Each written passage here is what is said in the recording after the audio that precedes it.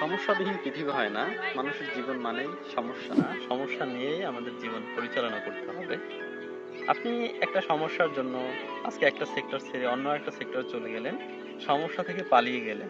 ওখানে গিয়ে দেখলেন আরেকটা নতুন সমস্যা। জীবনকে সুন্দর করার জন্য আমরা প্রত্যেক মানুষই সমস্যা থেকে পালাতে গিয়ে পুরাতন সমস্যা ফেলে আবার একটা নতুন সমস্যায় পড়ি। পুরাতন সমস্যা থেকে পালানোর চেষ্টা করলেন, কিন্তু নতুন যে জায়গাটা গেলেন সেখানে গিয়েও দেখলেন নতুন একটা সমস্যা। তখন আপনি হতাশ হয়ে পড়েন। তখন ভাবেন জীবনটা এমন কেন? সমস্যা থেকে পালিয়ে বেড়ালে কখনোই আপনার জীবন সুন্দর হবে না। তো আজ থেকে সমস্যা থেকে পালিয়ে নয়, বরং সমস্যা সমাধান করতে শিখুন। মানুষের জীবন সমস্যা নিয়েই। সমস্যা থাকবে, দুঃখ থাকবে, কষ্ট থাকবে। এর মধ্যে থেকেই মানুষের জীবন পরিচালিত হয়। এগুলো জীবনের একটা অংশ।